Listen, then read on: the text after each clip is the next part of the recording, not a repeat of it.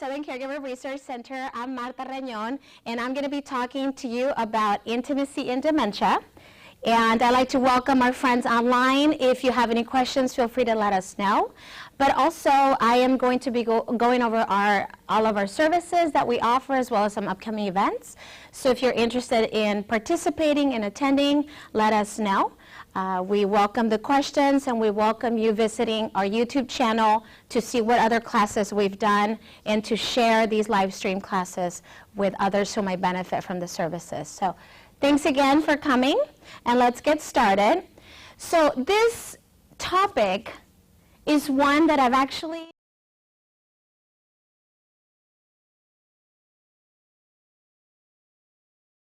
Can you imagine why? Why do you think? It's embarrassing. Personal, yes. Sometimes it's taboo, right? And so we're going to see if we can break some of those myths down and really get more comfortable with the topic. I really want to encourage all of you who are caregivers or who know someone who is a caregiver to really encourage them to talk about it because it's definitely a topic that comes up a lot in caregiving, okay? So let's get started. And feel free to take notes and ask questions. Okay, so what I want to cover today in our short time that we have together is talk about some of the challenges related to intimacy in people who have dementia. And I'm sure you could probably share a lot of those challenges. And remember, what we share here, obviously, it is for us to learn from. And I do encourage you to share because sometimes it validates what we might already be thinking. Learn different communication strategies to really talk about this uncomfortable and personal topic. And then how do we manage different levels of intimacy? And it's interesting, but this topic I've done many times, and we've had, I believe, a podcast we recently recorded, and we talked about intimacy and dementia. And sometimes it's really, it almost like it doesn't go hand in hand, right? Like it's either one or the other. And I think all of you who are in this role have a hard time navigating the challenges of what is intimacy and dementia, especially if you are a spouse, especially if you maybe are an adult child and are taking care of a parent.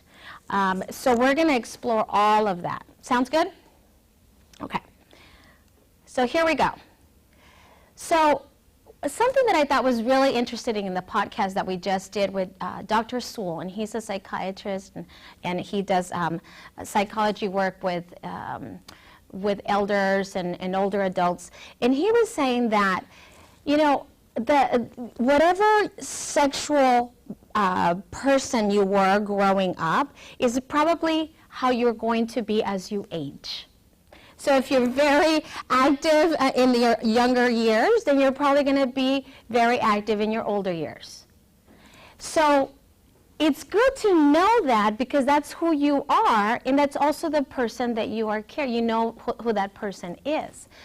But when we add dementia to the mix, we're talking about a change in those experiences, right? We're all humans, right? No robots here. But as humans, we really have that need to have that physical contact, right? That social interaction with people. When dementia kind of starts setting in, sometimes those connections get lost. And even that emotional connection gets lost, right? I mean, if you're talking about memory loss and I can't remember this person's name, then you feel disconnected. And so it becomes very challenging for a caregiver to cope. Does that make sense?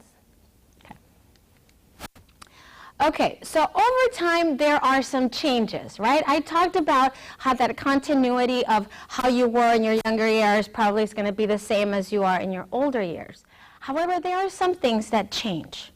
Can you think of any, just as we go from child to adult to maybe parent? What things might change in that trajectory?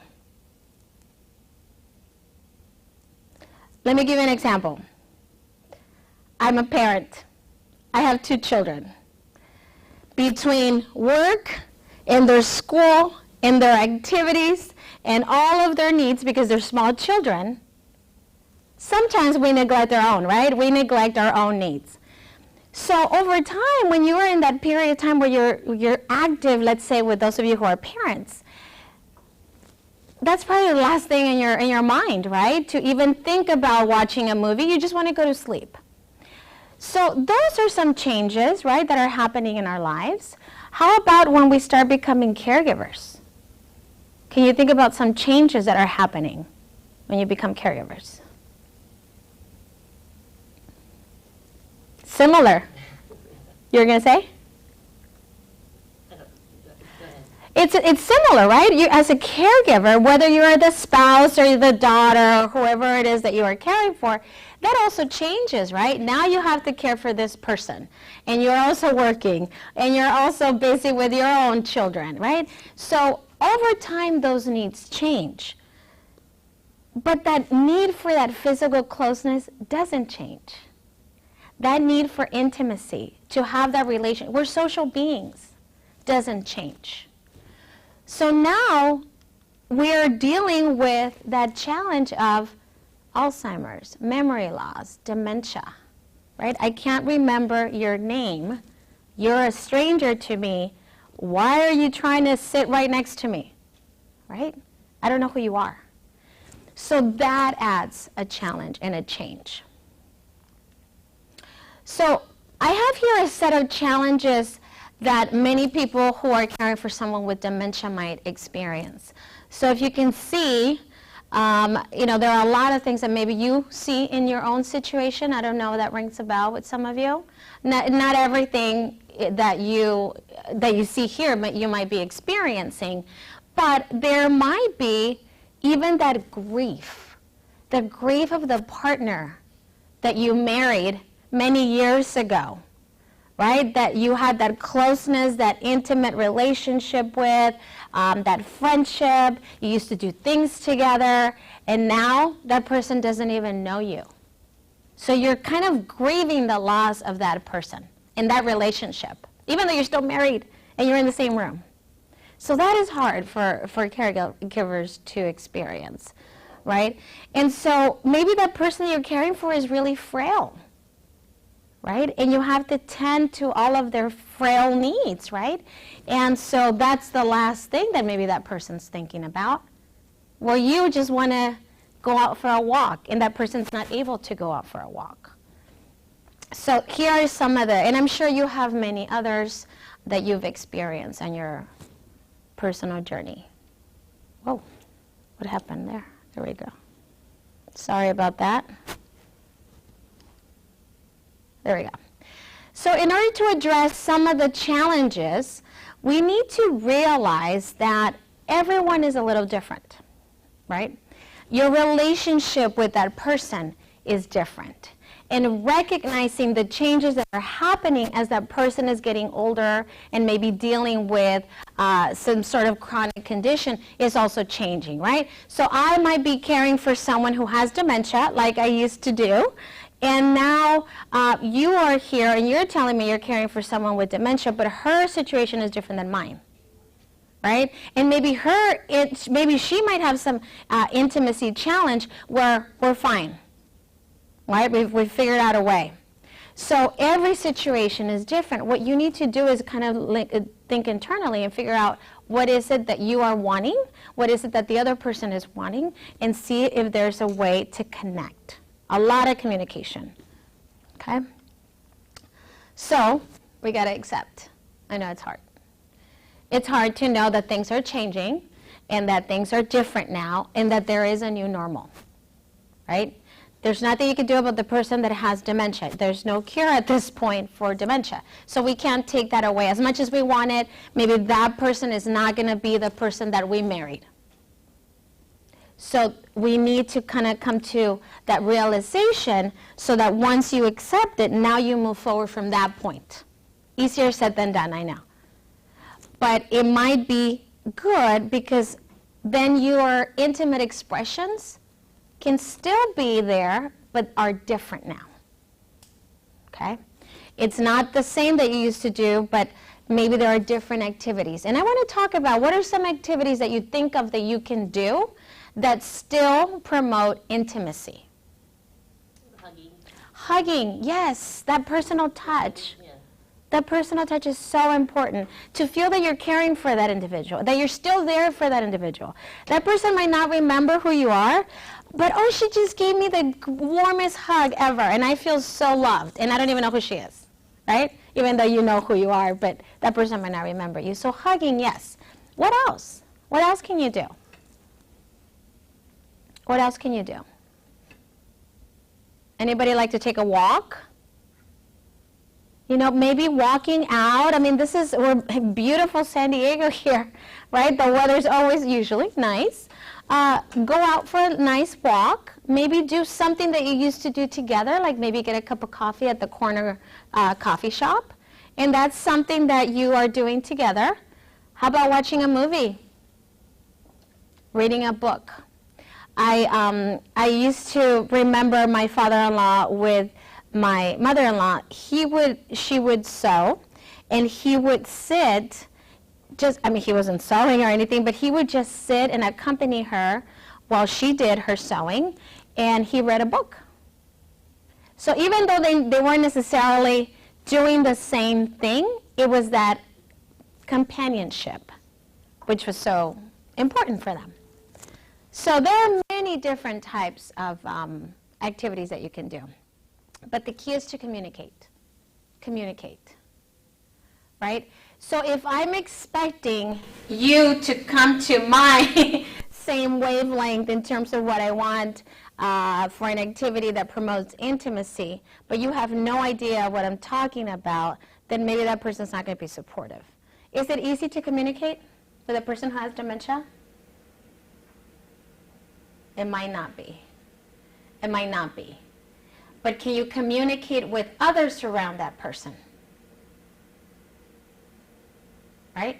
So what I would encourage you to do is, as the caregiver, have that conversation. Have that conversation with the person that you are caring for, maybe before, right? I mean, if you're in that situation already, you're in that situation already. But for a lot of us, you know, maybe we want to have that conversation with our family members or our spouses or our partners and say, hey, you know what? If that's ever a situation for me, this is what I want you to do. Or this is what I would like my wishes to be should I ever get to that point. So start talking about that. Even as caregivers, we should think about talking about that for ourselves. And also for the family around. There are so many stories that we've shared I keep thinking about the latest podcast that we did. Sometimes when spouses lose a partner, a spouse, let's say, and then it's kind of like they're by themselves, and they want to continue on their connection to others, that emotional connection to others. What does the family feel about that? And we're actually going to explore a little bit about that conversation. But I know that sometimes we feel that it's taboo. Why? Why do we feel it's taboo? With a lot of adult children, sometimes there's that loyalty to that parent that let's say the mom was married to the dad, and the children are like, Mom, you know, dad is gone, but why are you interested in dating? You know, did you not love dad enough? That's terrible, you know. And so then there's that judgment and that guilt, and that person just wants to have that intimate connection with someone. Maybe they found somebody that kind of gives them that connection. And so adult children might play in to that difficult conversation. And it's taboo. Forget it. I just don't want to bring it up. Right? So bring it up gently, gradually. Maybe from the perspective of, hey, I just want to have a connection to someone else. I want to be able to talk to someone about these things, these emotions, these feelings that I have. And it doesn't even have to be sexual in nature. It can just be, hey, you know, this person and I really connect over the same things. I don't have anyone to talk about this anymore. I just want to be able to have that person that I can go to. We all need that.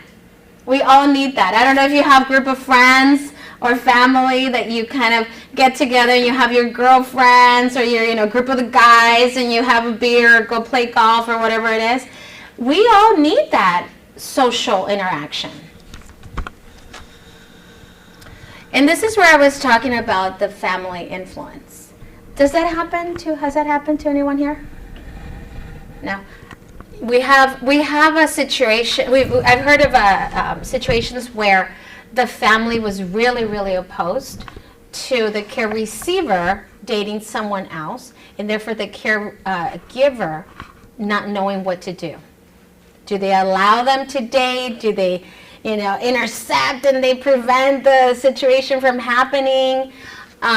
So this is important because there are a lot of feelings that are happening, right? That's why I give you the example of losing the dad in that case and the mom wanting to date. Maybe there's a lack of understanding. It's not that I am betraying your father. It's just that I want that connection with someone else. There may also be some financial concerns from adult children. Like, for example, they might think that that person is taking advantage of mom or dad. That maybe that my inheritance is going to be spent down because they're always going out on trips, and what am I going to be left over with? Even if that is, something that the children are feeling, that's why you talk about it. And you can say, no, you don't need to worry about that, or hey, it's my money, right? But it's also important to have this family support. Hey, I'm feeling really overwhelmed by the loss of your dad, and therefore I need to connect with someone. I really need to have someone to help me get through this. And I met this wonderful person who's going through the same thing, and we're just connecting at a different level. Okay, so continuing with our communication and conversations, we got to ensure that our health is optimal, and at least it's not a problem as we age, right? So ask a doctor, and whether it's you, the care receiver, or you, the caregiver, ask the doctor if that person is healthy enough for sexual activity. Is that person, are there some problems that could arise, right? Does the person feel comfortable or not comfortable? Are there any sexually transmitted diseases to be concerned about, right? I mean, we hear these stories, right, of sometimes in retirement communities of seniors having, or that facility having a high level of STDs, right? Because they think, well, I'm not going to get pregnant, nothing's going to, but you still need to worry about some of these things. And then if you don't want to talk about it because it's so uncomfortable, right? I don't want to talk about mom. Well, then talk to the doctor and say, hey, I'm really concerned about this, doctor. Can you talk to her about it? Can you have that conversation? And I'm sure the doctor's going to be fine. That's what they do all day, right? So as the caregiver, sometimes it's important to facilitate. Once you have accepted the fact that there is dementia, that person wants to continue having some intimate relationships, then maybe facilitating some of those relationships with others. What do I mean by that? Well, know when relationships are not appropriate, right? Making sure that they are consensual, making sure that it's not abusive, or, we hear all these stories about elder abuse and somebody kind of taking advantage of seniors because they're so vulnerable. And maybe they want companionship, and somebody sweeps in, and then they take all their money. Or they change wills and things. So you have to really be concerned about that. But also, maybe that person wants to be with someone in a safe environment that you can create. Maybe helping them along in cultivating their own relationships is important. Privacy. So I know that sometimes, and we're getting close to a topic that a lot of times caregivers really struggle with, and that need for sexual expression and having the privacy to do that. And like I said, that's why I gave you that situation that, intimacy is part of being human. It is part of human nature. And sometimes we really need to understand that so that it doesn't become a difficult subject. So if that person is living home with others, privacy might be an issue, right? Or if they're in assisted living communities or sharing a bedroom and a bathroom, right? Because then the other person might be like, I don't want to share a room with this person, right? Or they should have a separate space. And there's minimal privacy, obviously. So then offer opportunities for privacy for that person. Maybe you can have opportunities for that person. If that person's living with you, you create that space. Or you can say, hey, mom, it's almost like if you're setting that person up with like a blind date or something so that they can have that opportunity to be together as long as it's in a safe environment and it's a consensual relationship. Okay, so now we're getting into changes in intimacy with someone who has Alzheimer's. Okay? Alzheimer's is a form of dementia, and it is progressive, and so we know that that person's gonna remember less and less as you move forward. Okay? So that person, the person you're caring for, might be stressed by their changes, right? Sometimes the tricky part about Alzheimer's is that person might be at the beginning, wait, what's happening?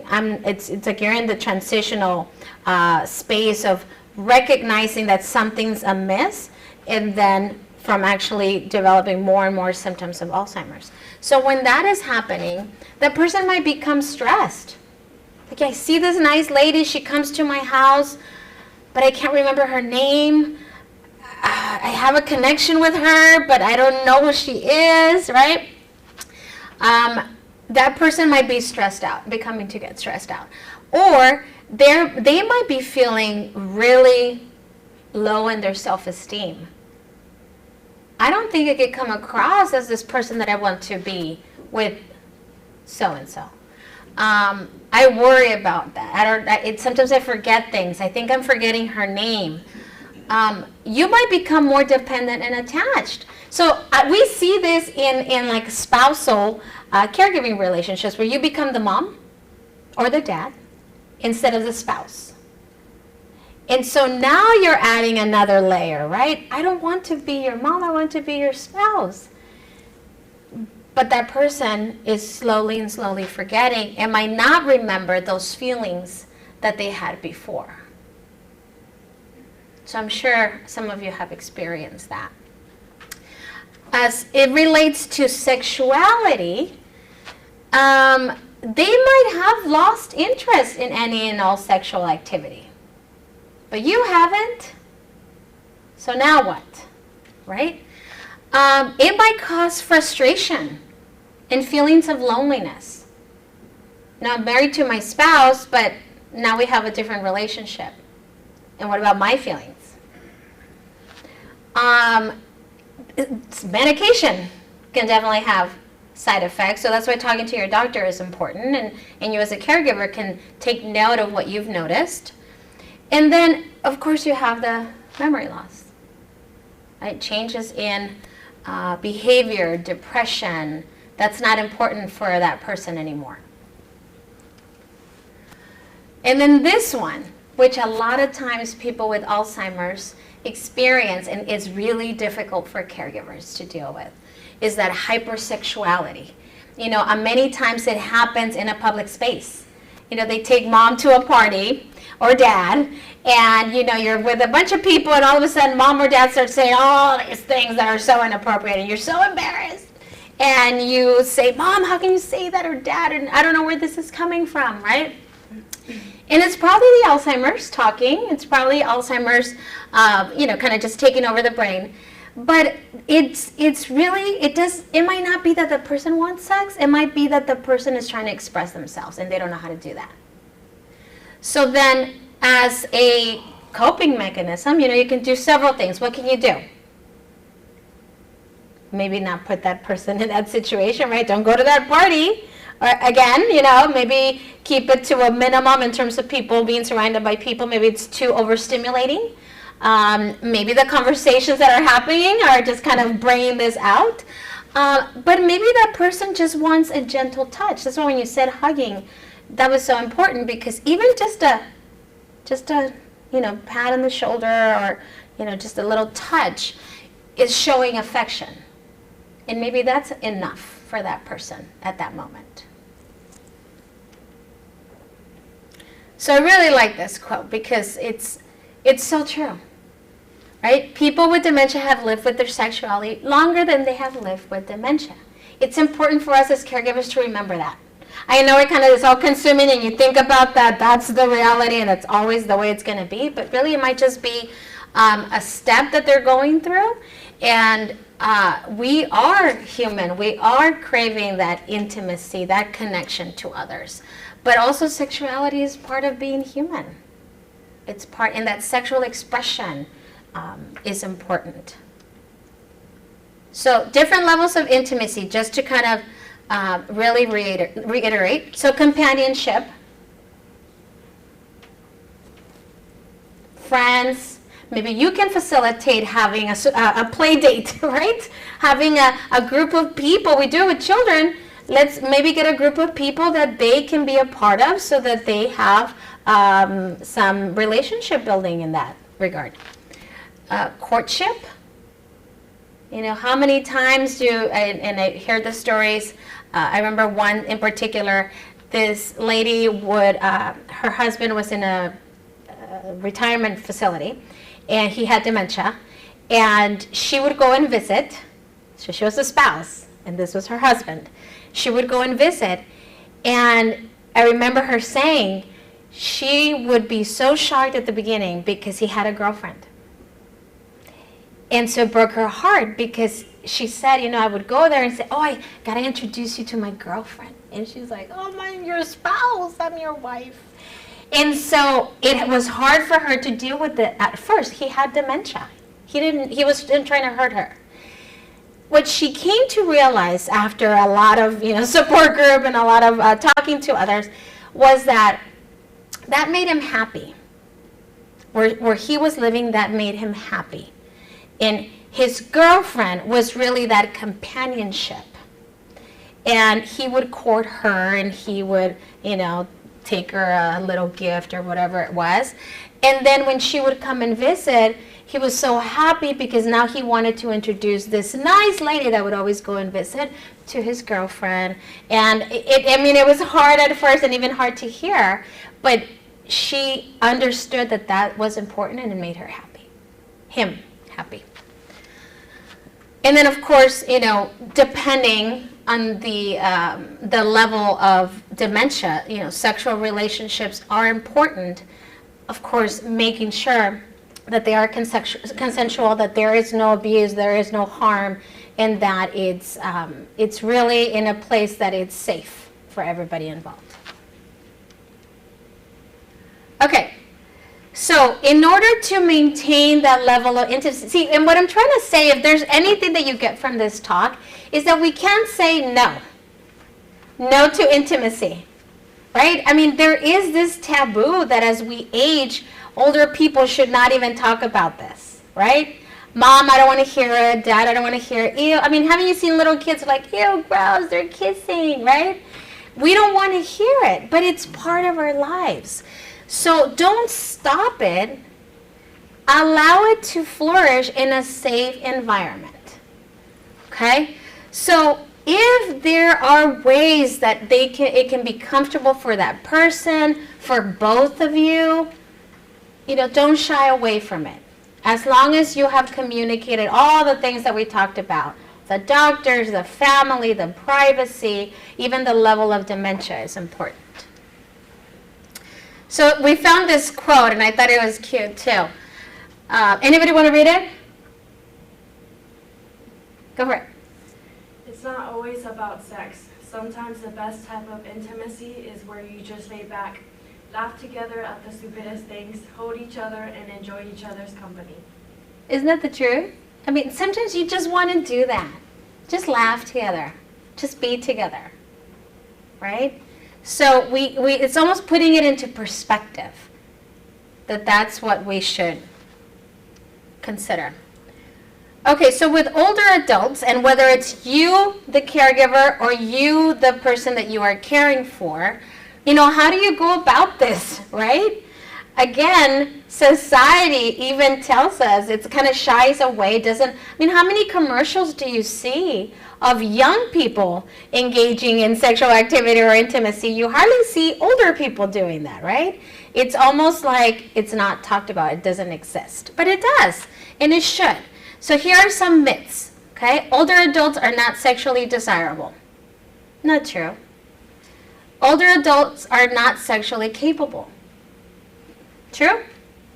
No. Older adults have no interest in sex, even though we might not want to hear it. But they do, right? They do. They're human. So myths. Myths. So knowing this as a caregiver, right? Again, we got to be supportive, but even ourselves as individuals, as we age, what do we want our sexual expression to be as we get older? Talk to your partner. Talk to your family. So sexuality in older adults. Expand your definition of sex, okay? Again, it's not just sexual intercourse. It's really the activity of being intimate with each other, right? What other things can you do? Communicate with your partner, right? Just because you say no, it's not that, no, I don't want to talk to you. It's really, no, can we just sit here and read a book together? Make changes in your routine. If you're really tired at night, maybe the mornings are better for you to be together instead of the nighttime, or vice versa. Manage your expectations, right? Again, if that person used to be very sexually active or very involved as they were young, and therefore are still that as they are older, but you are not, then talk to that other person and say, that's just not what I am into. That's not what I am thinking about constantly. Some people are always thinking about that, right? And then take care of yourself. Do what feels right for you. Okay? Do what feels right for you. You should never be coerced. You should never be forced to do something that you don't feel comfortable doing. And if today you're not into doing something, but tomorrow you are, that's fine. But communicate that with people. It's okay. Okay, so we have dating. Challenges. Challenges of dating. I feel like I'm talking about, a topic that I think a lot of people often talk about, but maybe in high school, right? Challenges of dating. Well, there's that stigma. I can't believe mom is trying to date. That's terrible, right? I hear that from caregivers. There's that guilt. Oh, but dad and I were married for so long, and I don't know, you're telling me I should see somebody because I need that, but I'm feeling guilty. Maybe you really just want to avoid marrying or being with someone who you might end up being a caregiver again for. And we have some caregivers who, lost their spouses, were caregivers to them, then they started dating, and then they're doing it all over again. And so that might be a hesitation for people to get into, because it's not easy. Caregiving is not easy. But you might have some negative self-image issues. I think we all do to a certain extent. But that might prevent you from being your true self when dating. So really think about being positive, changing that outlook, okay?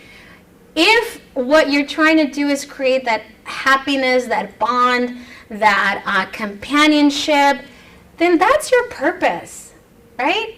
I mean, is it because you want somebody to tell you you look beautiful every day? How about you take that upon yourself and say, oh, I am confident, I just want somebody to share that with. So again, do what's best for you. Find new ways to connect. Talk to someone, whoever that someone is that you want to talk to, about your feelings. It's okay to have these feelings. It's okay to feel guilty. It's okay to ask questions that others might feel it's taboo, right? And if among these people you don't feel comfortable talking to them, talk to someone else. Maybe you have a support group and somebody else is bringing this up. So you might want to talk to them. There are many conflicting feelings. You're adding layers and layers, right? You're talking about, now that you're a caregiver, you're tired, that person doesn't remember you, maybe there's some changes where you're just at different playing fields. So really understand what all those emotions and all those feelings are telling you. And there is no single, approach to this. Every situation is different. Everything you might try that we talked about today might give you a different result. What she tries might be different than what he tries. So it's really up to you to just kind of keep at it and keep talking to people about this topic. Does anybody have any questions?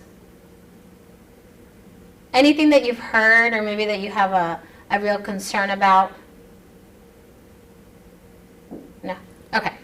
Because what I want to do is, and I don't know if we have any questions online, because what I want to do is I really want to talk to you about the services that we offer. And the reason for that, and I know it's because, we provide all of these services and then some for free to our caregivers. But what I really want to focus on, especially with this topic, is our counseling. This is a topic where many times caregivers don't want to talk about. And if you were to access our counseling service, which again is free, you can talk about some of these issues. And you can figure out ways to manage the symptoms, but also to manage how to go about intimacy. And maybe there are some tips that you can learn to talk to your family about that. Again, people in your family might be at different levels than you are. You might be ready to move on and find somebody else, and family might be saying nope. And so really, how do you talk to them about how you feel? The other thing that I want to share with you is our upcoming luncheon. So you should have this flyer in front of you if you don't have it already, because this is the first time that we have a luncheon for caregivers. But we really want to recognize caregivers and all the great work that you do, because this is not easy.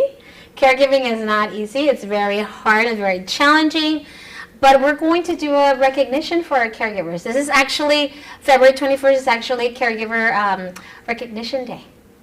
So if you are interested in attending, let us know. Send us a picture of your loved one, you caring for that person, and we're going to put it as part of our tribute. So that's going to be really neat to watch. We also have another conference that's coming up for military and veteran families on March 6th. And it should be a great source of information for those who are caring for someone with a traumatic brain injury or PTSD. And it's also, we're on Facebook, Twitter, Instagram. Again, if you're online and you want to access previous live stream classes, you can do so on our website. And here's all of our contact info. Any questions? Any other questions? No, I hope this was helpful, and if anything, I hope it's a way for you to start the conversation. Probably not going to resolve all of your intimacy and questions that you have, but at least you start the conversation, and that's really our goal, is to really get people talking about this. Okay? So thank you so much to our friends online. Check us out on our website, on our YouTube channel, and as well as you, and we'll see you next month. Thank you.